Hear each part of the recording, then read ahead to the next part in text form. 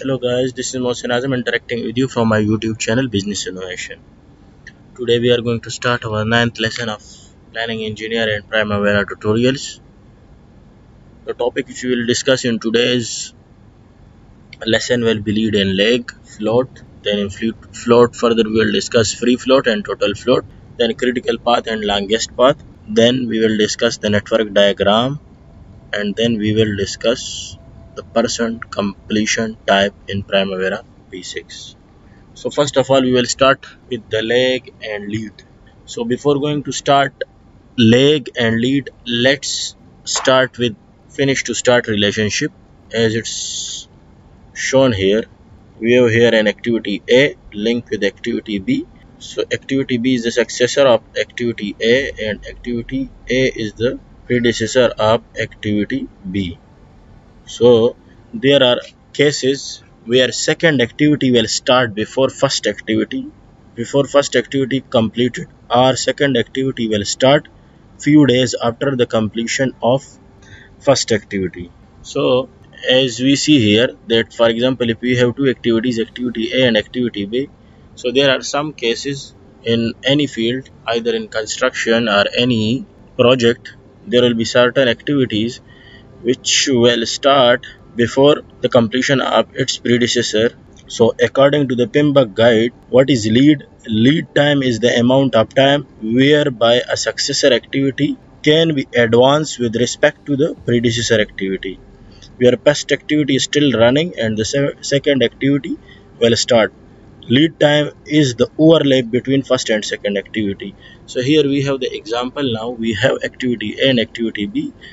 So see, the activity A, which is predecessor, is not finished and the successor starts, which is activity B.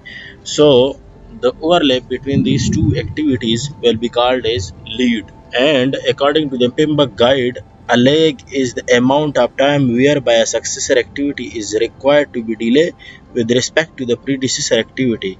When first activity completes and there is a delay before the second activity.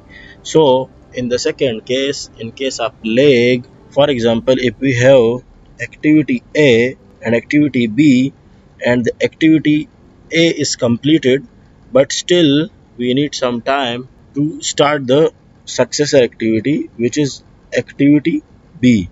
So the time between the start of activity B and the finish of activity A will be called as lag. Lead is the overlap and lag is the delay between two activities. So it's clear from the example that lead is actually the overlap between two activities and lag is the delay between two activities. Lag is delay and is represented as Fs plus days, and lead is advancement and represented as Fs minus days. So as we see here that and discuss here, that lag is actually the delay. So in a relationship which we discussed before, that if the two activities have finished to start relationship, so always the lag will be finished to start plus days. So the relation between activity A and B is finished to start plus there are number of days for which the activity B is delayed, and lead is advancement of the start of activity. So it will be finished to start minus number of days, means that lag is always positive and it will decrease or it will increase the path or the duration of the project, and lead will decrease the path or the duration of a project. Okay, next is float, the amount of time by which a given activity, a given task within a project can be delayed before it's impacting the deadline of the project. So float is actually the time in a project within which a project can be delayed without impacting the completion of the project. So float is actually a buffer, or this is actually a cushion which you can keep in your project, and if your project is delayed by that much length or cushion, it will not impact the completion of the project. This is the additional time which you can utilize in any other project or any other activity but it will not affect the completion of the project. So there are actually two types of floats. One is total float. The total float is the total amount of time a task can be delayed without affecting the final project completion. It can compromise a project final delivery date. So total float is actually the amount of time for which a specific task or activity can be delayed without affecting the final project completion date. So this actually the duration or the number of days for which you can delay any activity, but it will not affect the overall completion of the project. So if the total float is in negative for any activity, means the project will be delayed. So the total float is actually a cushion for a specific activity which you can you can utilize if it is positive without affecting the completion date of the project. And free float is the amount of time a task can be delayed without impacting the other task in the path, usually not a huge concern to the project deliverable. So free float is actually the float by which you can delay any activity, but it should not affect the path or the upcoming activities. Usually it will not affect your overall completion of the project. So total float and free float, for the better understanding, total float is actually the float, the days, the duration for which the activity can be delayed without affecting the completion of the project. And free float is actually the number of days for which you can delay any task without affecting the upcoming task or the activities of the project. Then the third one is critical path and longest path. Critical path, the path of zero total float through the project. Critical path is the path which have zero float in the project. Longest path, the longest path in the project network, the path in the project network from start to finish, where the total duration is longer than any other path. So longest path is the path in the network which is starting from the start of the project and it will finish on the last activity, and the total duration for this path will be the longer than all the other paths. So when we start to prepare the baseline or the program for any project, we have to first define the activities, then we have to link. And for the linking, we discussed different type of relationship in the previous lesson. It was start to start, finish to start, and finish to finish. So by linking all the activities, there will be number of path will be automatically created in the Primavera P6. So in these the critical path will be the path having total float as zero, and there is a possibility that the project consists of more than one critical path. So critical path will be always, it's not required to be a single path. It can be more than one path. It can be two. It can be three. So all the paths which consist of total float as zero will be called as critical paths. But the longest path in the project will be a single path for which the total duration for the path will be more than all the other paths. So longest path is always critical, but not all critical paths are the longest path. So here, as it's written here, that always the longest path will be critical, but every critical path will not be the longest path. As we discussed that there can possibility of different critical paths, and critical path, as we discussed, that the total float for the path, if it is zero, then it will be called as critical, but all the critical activity is not mandatory to be belongs to the longest path. A single project consists of more than one critical path, but the longest path will be unique. So as we discussed before that a single project consists of more than one critical path, but the longest path will be a single path. Delay in any activity belong to the longest path will delay the project. So if you delay any activity which belong to the longest path will delay the project. Critical path and longest path, we can change critical path through constraints. So as we discussed before, that the longest path will be the unique path having the longest duration, and critical path is the possibility that there will be more than one critical path, and we can change the critical path by assigning or by defining the constraint in the project. So once you define the constraint in a project, it means you are creating an abstraction in the project that these specific activities should be completed on these specific days or on the specific milestones. So after defining the constraints in the project, the critical path will be changed and the possibility that there will be number of critical paths. So this constraint we will discuss later on, and how the critical path will be changed based on the constraint, this we will discuss after the constraints. Now we will discuss network diagram. Diagram is actually the basics of the activities and their links in the Primavera P6. And from the network diagram, first of all, what we will do, we will define the activities, then we will specify the duration for the activities, then we will link these activities, and then we will calculate the float, total float and free float for all the activities, and then we will derive the critical and the longest path from the network diagram. So this is actually the conceptual part of the Primavera P6, that how the Primavera P6 is calculating the critical path and how it is calculating the free float and total float in the program. So for to understand the basics of the Primavera P6 and their links and the total and the floats and the critical path, we will now discuss the network diagram. So here we will calculate the critical and the longest path in the network diagram. As I discussed before, that for the network diagram, what we will do, we will calculate the critical and the longest path in the network diagram, and also we will calculate the free and the total float of each activity. So now here we have one example. We have activities. The activities are start, which is start milestone, and then activity A followed by B, C, D, E, and then finish. And we have the predecessor for all these activities, which is defined here, that for the start there is no predecessor, and for the activity A the predecessor is start, and similarly for the activity B the predecessor is also start, and for the C A, similarly for the D, A, and B, and at the end for the finish C and E, and the duration for all these activities are given here. So what we will do, we will draw the network diagram for this. So start, if we see here, start have no predecessor, so here in network diagram we don't have any predecessor for the start. And then we have activity A for which the predecessor is start, so here the predecessor for the activity A is start, and similarly for the activity B is start, and the duration is defined here. We have the duration as 2 days, 4 days, and similarly for the activity D, if you check, we have the predecessor of activity B, and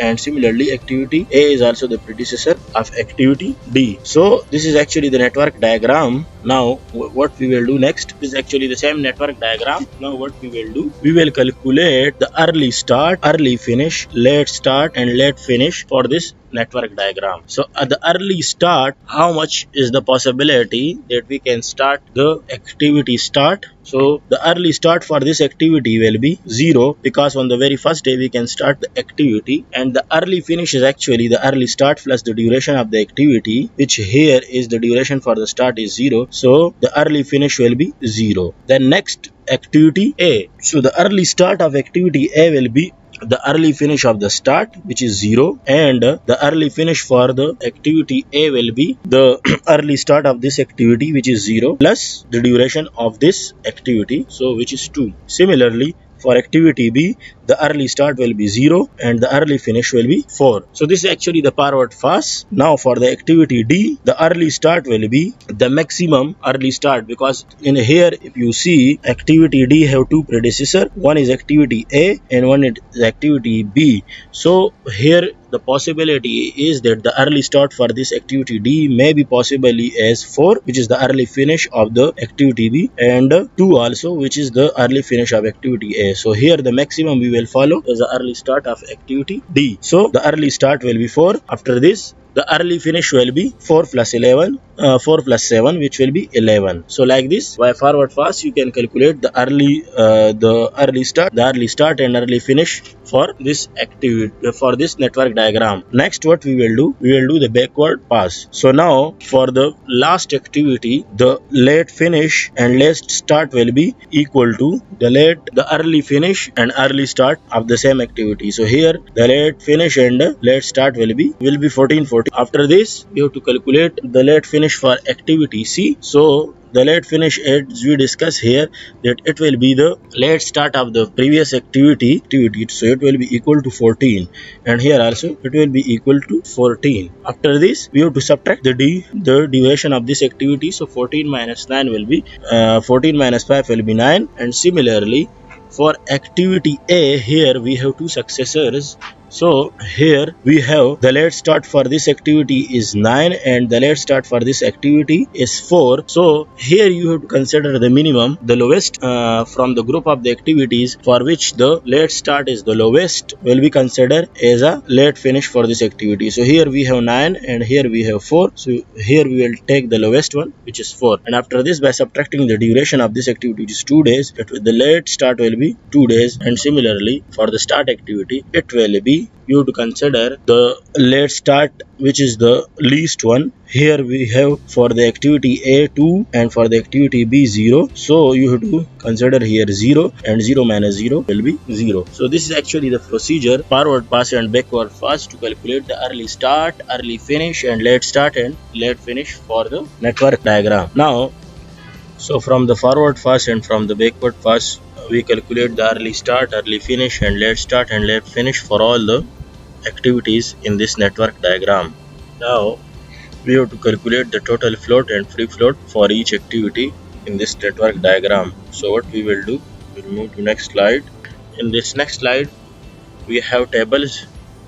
This table is actually for the total float calculation, this is for the free float calculation, and here this is actually the example from the Primavera P6. So now we will start to calculate the total float for each activity. So what is actually the total float?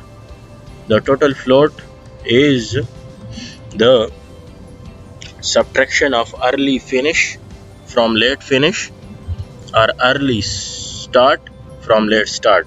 So we have here the activities and we have the early starts and early finish, late start and late finish, which was calculated in the network diagram. Here we have, here this is the early start and early late start, and this is the early finish and late finish.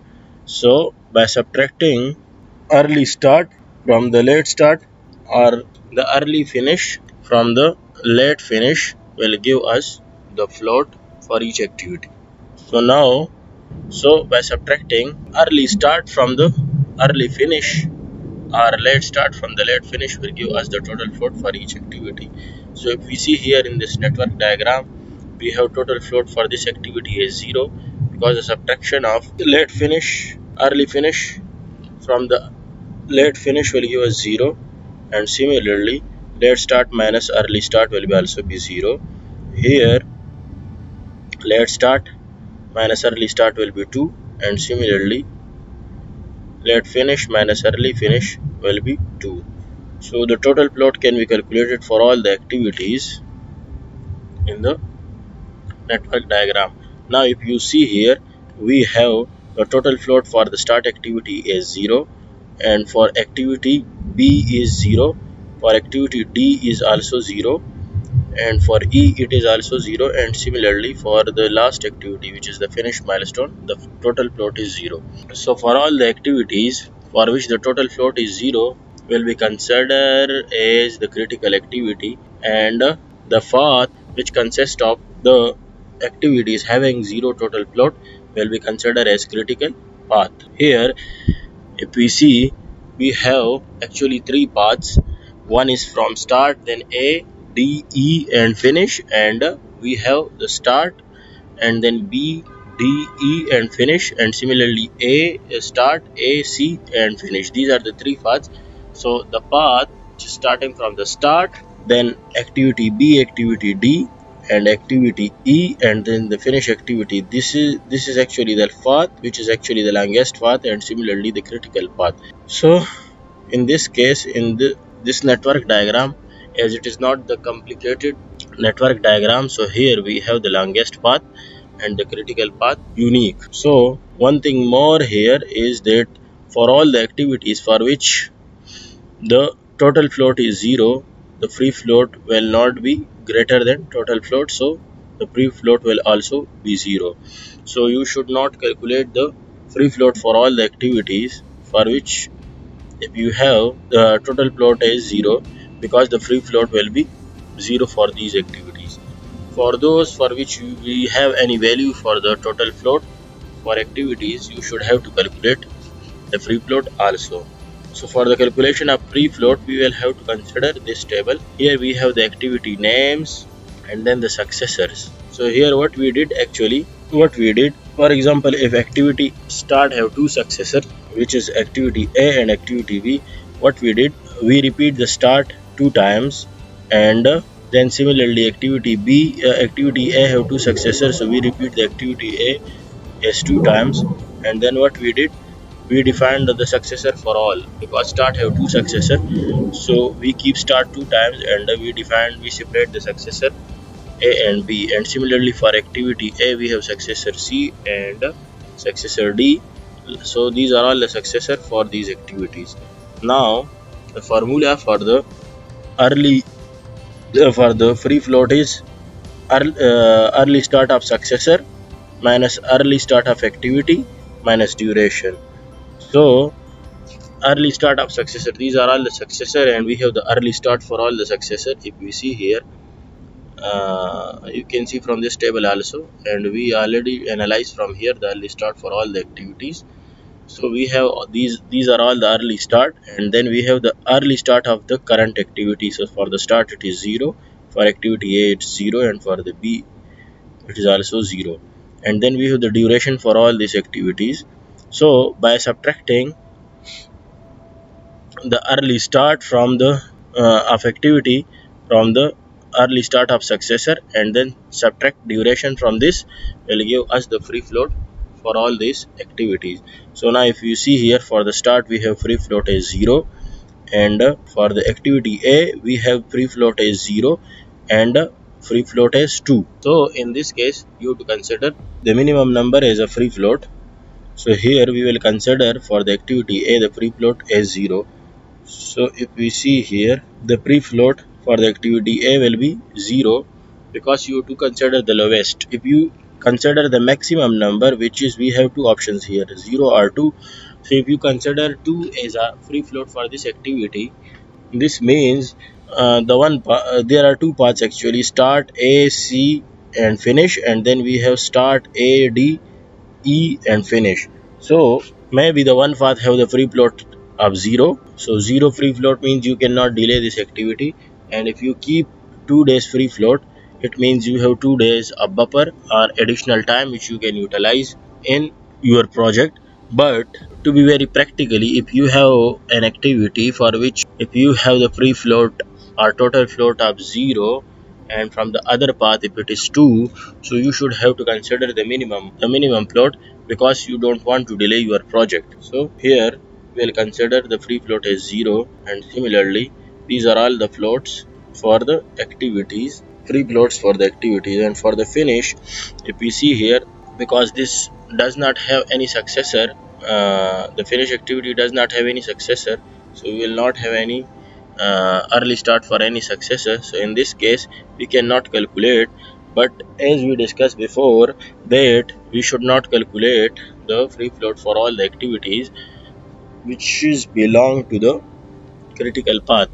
And we all know that start and finish activity will always be on the critical or the longest path. So in this case the float will be 0. Now what we have to do, we have to practice the same network diagram in Primavera, and we have to witness that how easily the Primavera is calculating the critical path and the total and free float in the project. So what we will do, we will open Primavera P6, and this is a new project.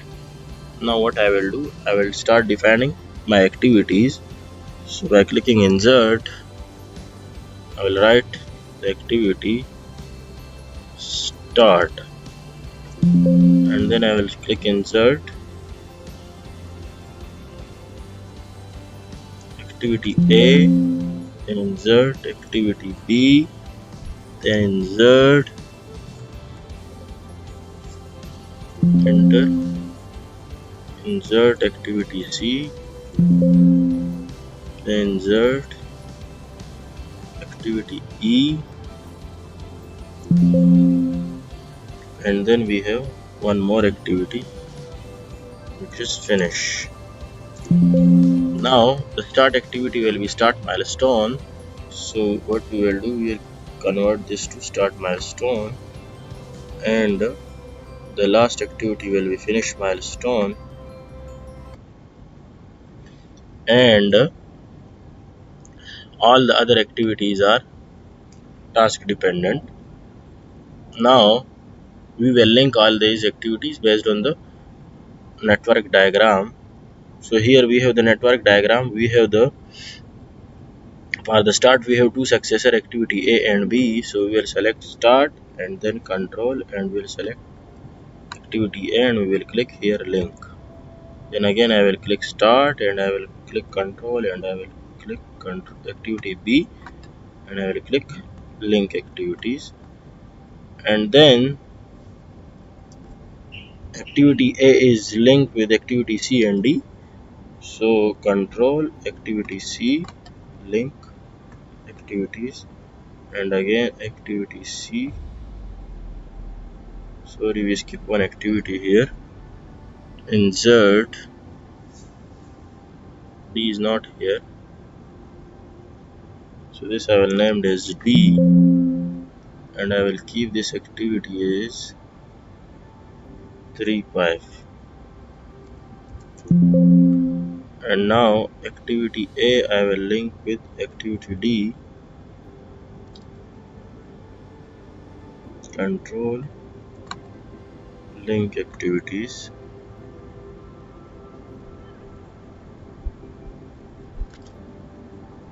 and then we have, for the activity C we have the successor as finish. So C we will link with finish link activities, and D we will link with E,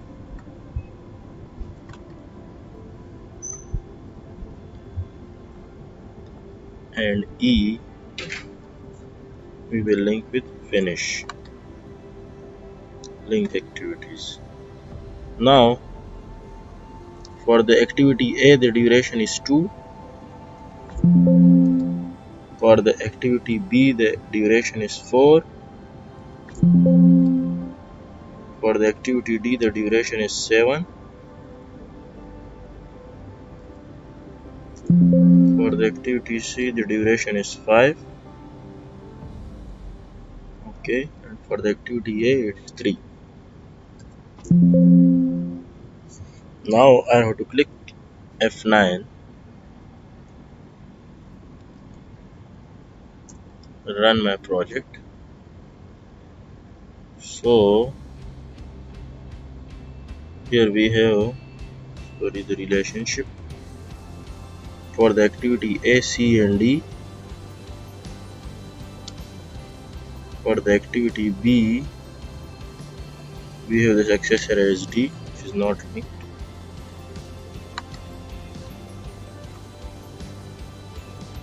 And for the C is linked with finish, D is linked with E, and E is linked with finish. Now I will run the project again by clicking F9, schedule. Now here we have the total float column.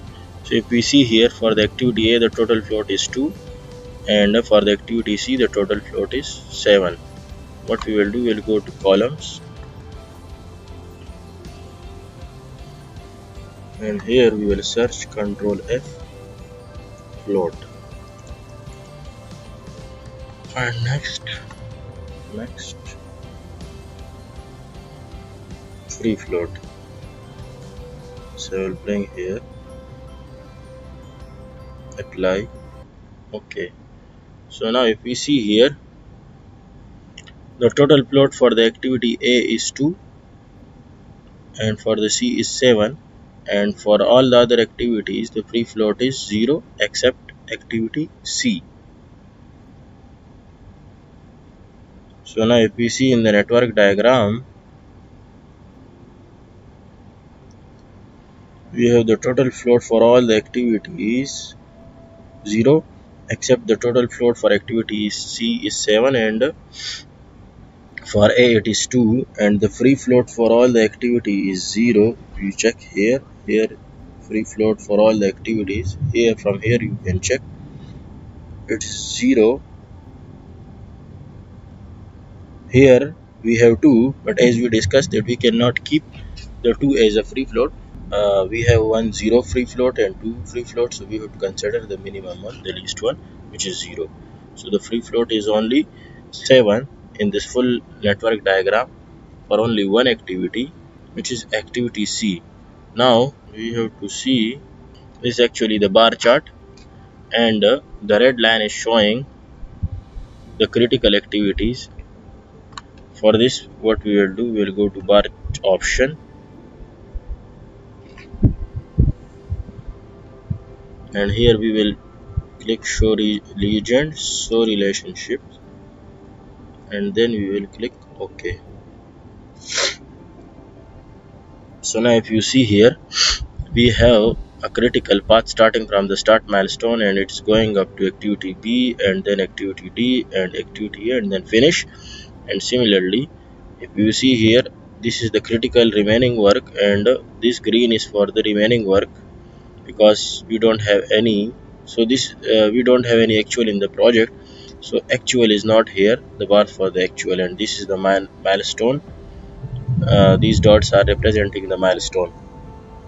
So the network diagram, actually from the network diagram what we learned that how the Primavera is calculating the critical path and the free float and total float for any project. So that's it for today. The part 2 of this lesson we will start tomorrow. Hopefully you will understand the concept of network diagram and how the Primavera is using the concept of network diagram to calculate the critical path and free float and total float in the project. So if you like the video, please follow and subscribe my YouTube channel Business Innovation, and follow my Facebook page. Thanks for watching. The